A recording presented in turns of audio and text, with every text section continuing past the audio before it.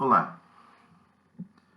Nesta aula, nós abordaremos aspectos sobre o balanço de energia destinado ao estudo da transferência de calor. O balanço de energia vai nos propiciar a discussão de vários temas em transferência de calor, tais como a condução térmica nos regimes permanente e transiente, bem como na apresentação da teoria da camada limite térmica no escoamento laminar.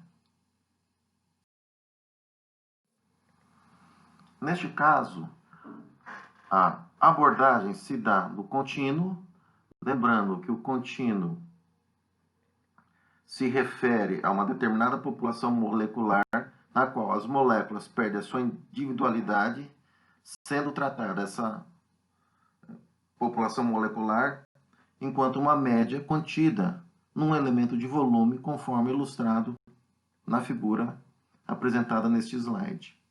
O balanço de energia se dará por intermédio do balanço de energia entálpica. Essa energia entálpica, em termos de energia por volume do elemento de volume considerado, denotado pela letra H minúsculo, conforme vocês podem observar na primeira equação do lado esquerdo do topo do slide de vocês, onde essa energia com base volumétrica é igual à massa específica do fluido puro multiplicado pela entalpia específica.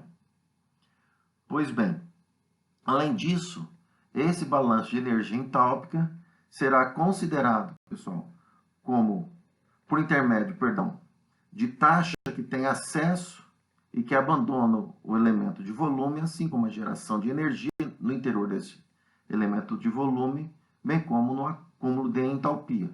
E o fluxo de entalpia, conforme apresentado na equação em azul no topo do slide, ele é dado por intermédio do seu fluxo global relacionado a eixos estacionários, lembrando sempre que esse fluxo é uma grandeza vetorial, que ele vai ser igual a uma contribuição condutiva por intermédio da lei de Fourier, mais uma contribuição advectiva. Lembrando sempre, pessoal, que essa advecção está associada ao transporte de energia por intermédio da movimentação do meio. Lembrando que fluxo é energia por área por tempo, onde essa área é por intermédio da área da seção transversal pela qual o fluxo global tem acesso ao elemento de volume. Para que nós possamos fazer um balanço de energia entálpica, nós vamos considerar que não existe o efeito da ação de dissipação viscosa, ou seja, não tem energia produzida por atrito. As propriedades térmicas são constantes, como, por exemplo, a difusividade térmica, conforme apresentado na equação do fluxo global de entalpia, pressão constante, assim como, pessoal, a propriedade do fluido ele é constante, como, por exemplo, a massa específica, conforme apresentado na primeira equação à esquerda, no topo do slide. Pois bem, esse balanço é por intermédio da taxa líquida da entalpia, que entra e que abandona o elemento de volume nas direções x. Por exemplo, esse fluxo entálpico entra pela face x e subscrito x, onde a área associada seria ΔY, ΔZ, e abandona nessa direção como sendo E subscrito x mais ΔX, e essa área da seção transversal é ΔY vezes ΔZ. Aplicando nas demais direções esse mesmo conceito, nós temos esse primeiro termo do lado esquerdo da equação em amarelo, a taxa líquida nas direções x, y e z. Como exemplo, nós podemos destacar o primeiro termo do lado esquerdo da equação. Essa taxa líquida na direção x é E subscrito x, ou seja, o fluxo de entalpia que entra no elemento de volume por intermédio desta face, tá? Cuja área da seção transversal é ΔY, ΔZ, e abandona nessa direção E subscrito x mais ΔX, lembrando que esse fluxo é um fluxo volumétrico, portanto, precisa ser multiplicado pela área. Fluxo vezes área, taxa. O mesmo raciocínio nós podemos aplicar para a taxa líquida na direção Y e para a taxa líquida na direção Z. Lembrando, pessoal, que taxa sempre é um fenômeno de superfície, ou seja, ela tem acesso na superfície do elemento de volume. Por outro lado, pessoal, a produção ou a geração de energia se dá em todos os pontos no interior do elemento de volume. Por isso, ΔX, ΔY, ΔZ. Ok? Assim como, pessoal, o acúmulo de entalpia ocorre no interior do elemento de volume. Como vocês podem ver, nesse caso, denotado pelo círculo em azul, existe o volume infinitesimal ΔX, ΔY, ΔZ.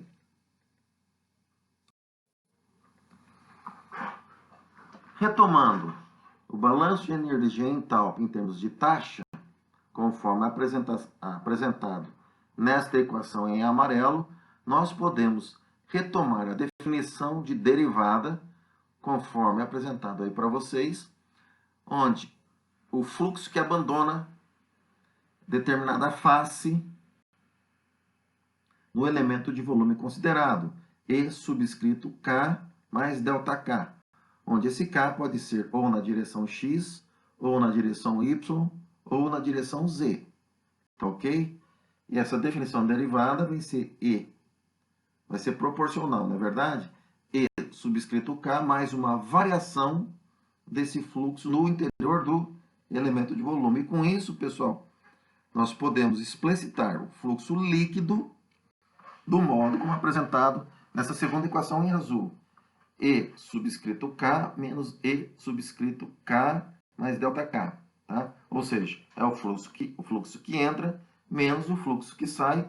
Ele vai ser igual à sua variação desse fluxo no interior do elemento de volume. Sendo assim, nós podemos substituir essa segunda equação em azul para as direções x, y e z na equação em amarelo, resultando nessa segunda equação em amarelo. Observem, pessoal, que nessa segunda equação em amarelo, nós temos as variações do fluxo já no interior do elemento de volume, tá? Que é esse dρ de x, dρ de x, válido para a direção y, a direção z, já multiplicado pelo elemento de volume ΔX, ΔY, ΔZ. Observamos nessa segunda equação em amarelo esse elemento de volume ΔX, ΔY em todos os termos, nos levando a simplificar esses termos que reduz essa equação na terceira equação do lado esquerdo, onde a gente observa esta variação. Esta variação significa o quê, pessoal? É a variação do fluxo entálpico, tá, no interior do elemento de volume, tá, em todas as direções. Esta variação ela é reconhecida, pessoal, como sendo o operador divergente do fluxo. Ok? Esse fluxo, obviamente, é um fluxo vetorial. E sendo o fluxo vetorial, nós retomamos a sua definição como sendo aquele fluxo global de entalpia referenciado a eixos estacionários, que ele é igual à contribuição condutiva mais a contribuição advectiva. Substituindo esta equação em azul lá na equação do lado direito, onde tem o divergente do fluxo, nós temos como resultado a equação para a variação da entropia volumétrica, tá ok? E nessa variação da entropia volumétrica, nós podemos retomar a definição da entalpia específica, que é esse H maiúsculo da segunda equação do lado direito em rosa. Assim, o balanço de energia entálpica em termos da entalpia específica, ela pode ser observada desta última equação em amarelo.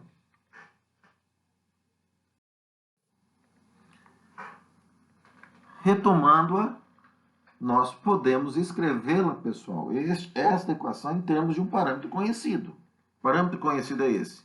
Sabemos que a definição da capacidade calorífica, ela advém de quem, pessoal? Da variação da entalpia específica pela variação da temperatura, mantendo a pressão constante.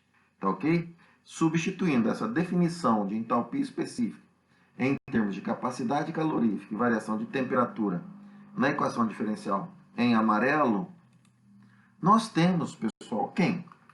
A equação advinda do balanço de energia entálpica em termos de temperatura. Ora, o que a gente pode fazer com essa segunda equação em amarelo?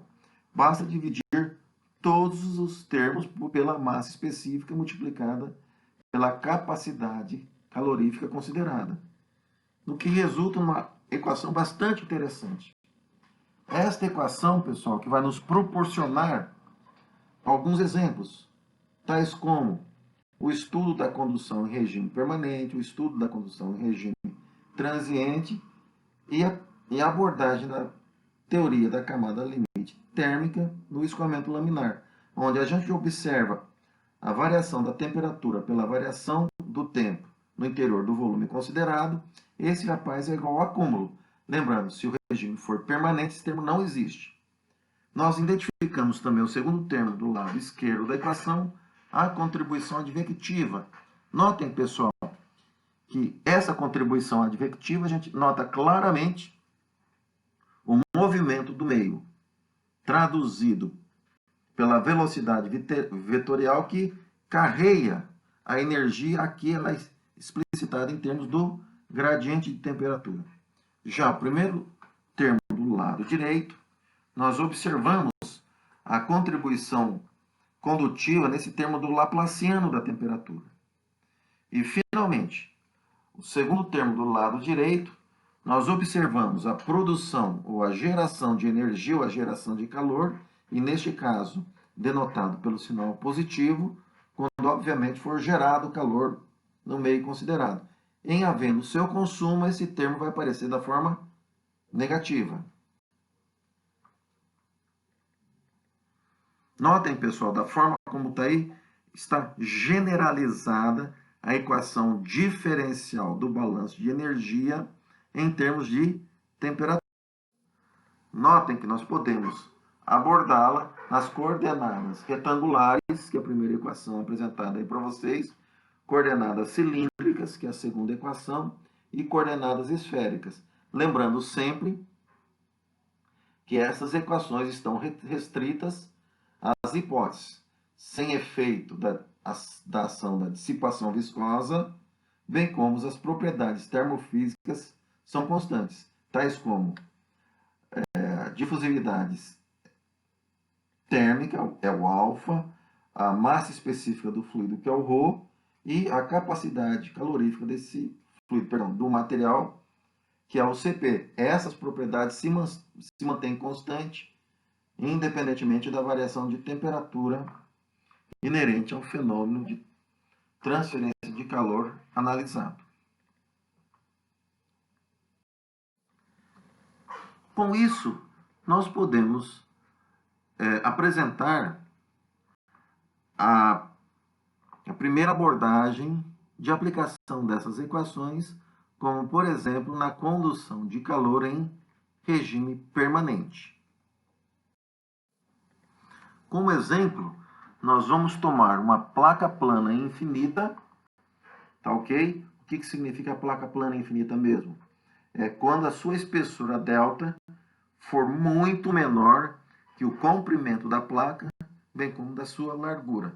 Notem nessa figura que nós temos Ti, a temperatura maior, T2 é a temperatura menor, que, por intermédio da segunda lei da termodinâmica, a gente sabe que o fluxo de calor, ou a taxa de calor, vai migrar da maior temperatura para a menor temperatura. Tá? Ou seja, de x igual a zero para x igual a delta. E com isso, pessoal, quando a gente propor a solução para a equação diferencial representativa a este fenômeno, nós já vamos obter o quê? Nós já vamos obter uma distribuição de temperatura neste meio. Pois bem, como este meio, assumindo que como sendo uma placa metálica, por exemplo, ferro, a sua geometria característica é em coordenadas cartesianas, conforme apresentado nessa segunda equação no topo do slide. Observe que neste caso nós podemos assumir algumas hipóteses, dentre elas, regime estacionário, ou seja, regime permanente no qual o derrame da temperatura em relação à sua variação no tempo, derrame de T maiúsculo, derrame de T minúsculo é igual a zero. Tá? Então, o primeiro termo do lado esquerdo desta equação foi embora. Observe o último termo do lado direito dessa mesma equação, aquele Q ponto dividido por ρCp. Tendo em vista que não há geração de calor, ou mesmo seu consumo, esse termo é igual a zero. O fato, pessoal, de ser uma barra metálica, tá? Só existe condução térmica, ou seja, o termo advectivo, tá? Que é o segundo termo do lado esquerdo da equação acima, ele é igual a zero. Tá? Daí alguém pode perguntar, mas como, professor? Esse termo convectivo, o meio não vai arrastar energia? Tá? Nesse caso, nesse meio, nós assumimos como um meio metálico. Ele não está vibrando? O meio não está se movimentando devido a uma energia cinética? A resposta é sim, tá? Mas não é o meio que está se movimentando. Quando a gente fala, pessoal, movimento do meio é um movimento macroscópico. O que significa isso, esse movimento macroscópico? É quando ele é causado pelo movimento, pela velocidade do meio, ou esse movimento, gente, quando for por uma natureza devido, por exemplo, à compressibilidade térmica deste meio. O que significa compressibilidade térmica? Trata-se da variação da sua densidade pela variação da temperatura desse meio. Tá, ok? Que é associada a uma força volular qualquer feito a ação gravitacional, nós temos a ação do empuxo. Isso vai provocar o movimento do meio, que não é o caso. Notem, pessoal, que as moléculas ou os átomos, nesse caso específico, inerente a essa barra metálica, eles estão vibrando. Tá? Quanto mais eles vibram, é uma região de maior temperatura. E o calor vai ser transferido em nível molecular ou atômico. Tá claro? Então, notem que isso é característico da condução térmica. Tá? Então, não confundir condução térmica inerente à agitação atômica com a movimentação macroscópica do meio. Ok? Pois bem, fluxo unidimensional, como nós assumimos placa plana infinita, a gente impõe que essa variação dá-se na direção x. Entre outras palavras, né? Ou seja, com essas hipóteses, nós temos que o laplaciano da temperatura é igual a zero. Só que o laplaciano é uma grandeza, é uma variação da temperatura em todas as direções. Como o fluxo é unidimensional, esse laplaciano se resume, pessoal, na derivada segunda de temperatura em relação à distância x igual a zero. Notem que nós temos d2t dx2, isso implica em quem, pessoal? Em duas condições de contorno. Olhando para essa figura, nós observamos que em x igual a zero, a temperatura é igual a T1. E em x igual a delta, a temperatura é igual a T2. Portanto, resolvendo a equação diferencial, primeiro em amarelo, submetida a essas condições de contorno, nós temos a distribuição de temperatura conforme apresentado nessa equação na base do slide. Notem, portanto, se nós conhecemos as temperaturas T1 e T2, bem como a espessura dessa placa, delta, na medida que nós variamos x, desde x igual a zero até x igual a delta, nós teremos distintos valores para a temperatura, configurando a sua distribuição.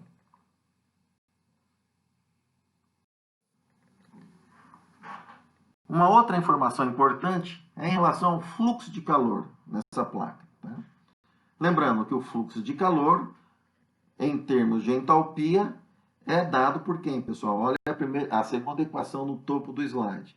O fluxo global de entalpia, uma forma vetorial, dá-se pela sua contribuição condutiva mais a contribuição advectiva. Tá? Existe contribuição advectiva nesse caso?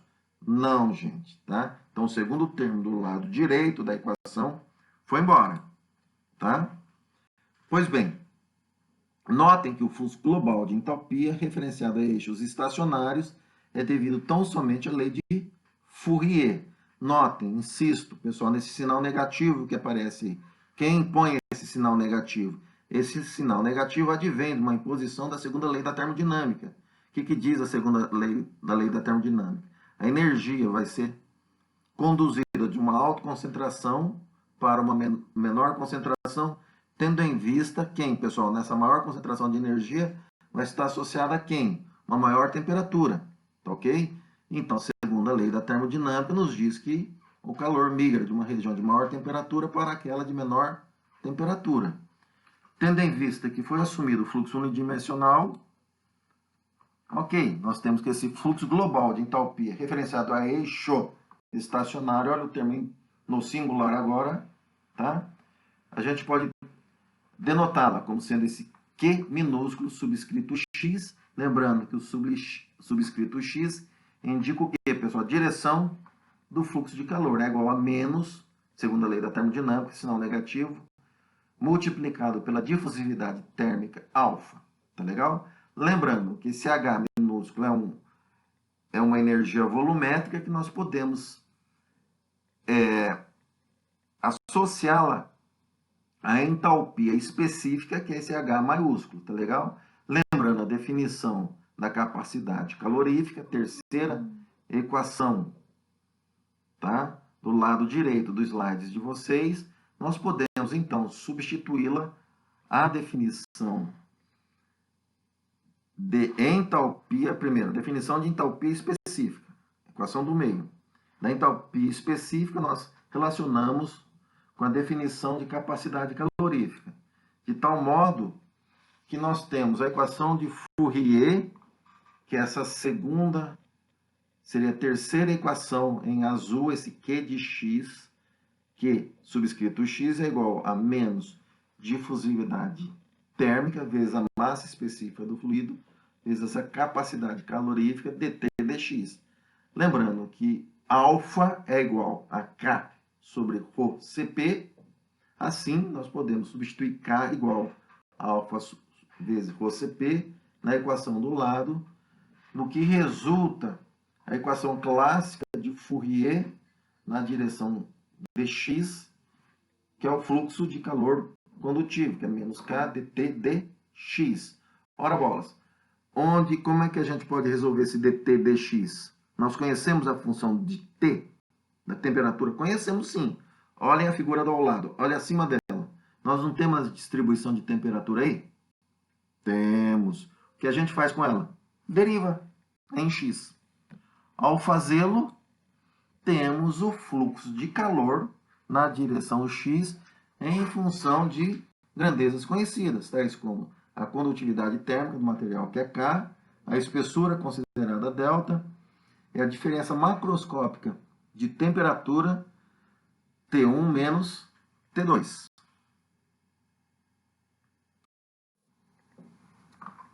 Podemos retomar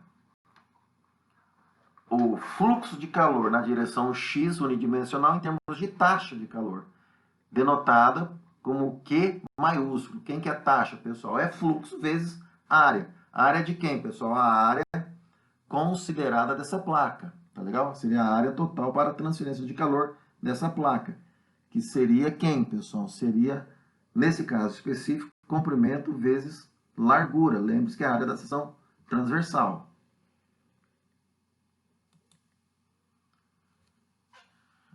Desse modo, nós temos que a taxa de calor ela pode ser dada por quem?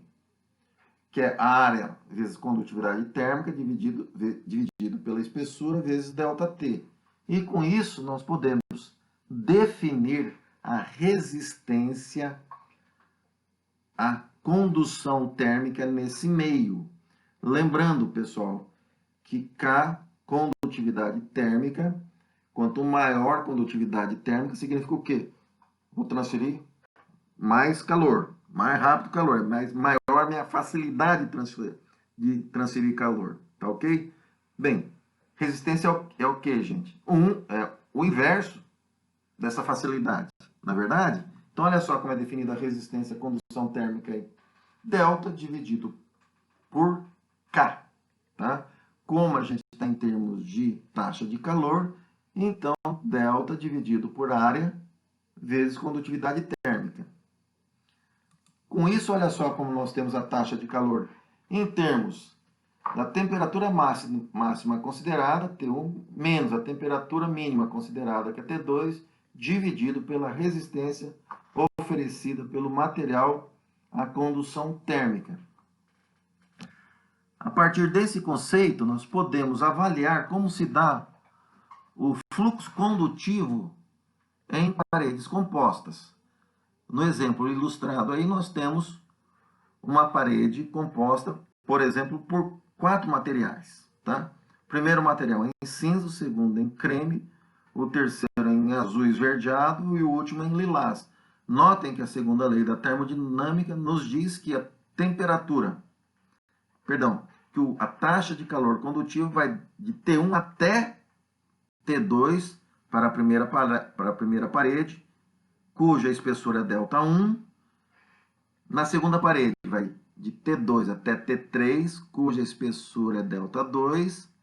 Na terceira parede, pessoal, vai de T3 até T4, tá ok? Onde a sua espessura é ΔI3. E, finalmente, na parede lilás, vai de T4 menos até T5. O que significa isso, pessoal? O fluxo, a taxa de calor Q1, ela vai migrar de T1 até T2 e depois ela vai passar para a outra parede. Nessa interface entre as paredes, a gente assume, gente, que essa interface não oferece resistência à taxa de calor. De tal modo que Q1 é igual a Q2, que é igual a Q3, que é igual a Q4. Tá?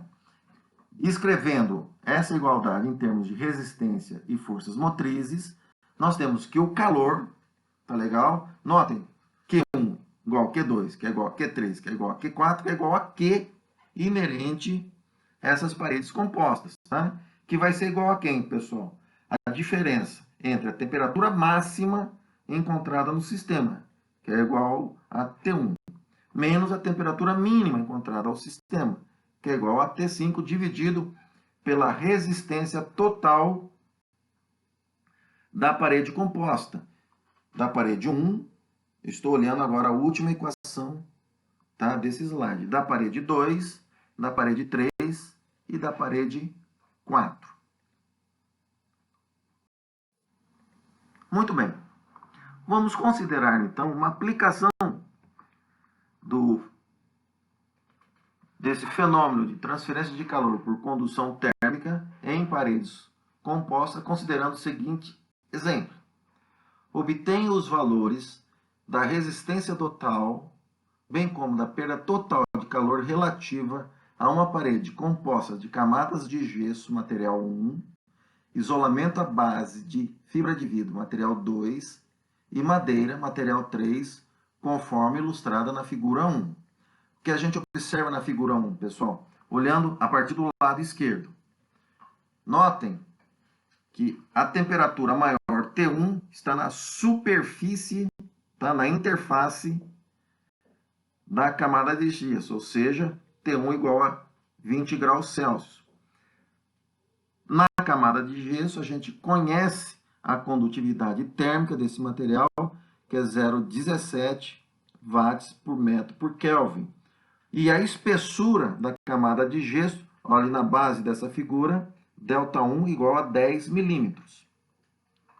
A segunda parede, ela é feita de isolamento à base de fibra de vidro, cuja condutividade térmica é igual a 0,038 watts dividido por metro por Kelvin, cuja espessura ΔI, olha embaixo desta figura, é igual a 100 milímetros. E, finalmente, a parede 3 tem-se, que é o compensado de madeira, cuja condutividade térmica é igual a 0,12 watts dividido por metro vezes Kelvin. Tá? Olha que na superfície externa desse compensado de madeira, a temperatura é igual a menos 4 graus Celsius e a sua espessura é igual a 20 milímetros. E a área total destinada à transferência de calor dessas paredes compostas é igual a 350 metro quadrado. Dado o enunciado, nós podemos dividir em duas partes esse problema. O primeiro deles é calcular o valor da resistência total relativa à parede ilustrada na figura 1. Ok? Ora, pois bem, a solução passa, portanto, que resistência total nós identificamos como sendo quem, pessoal?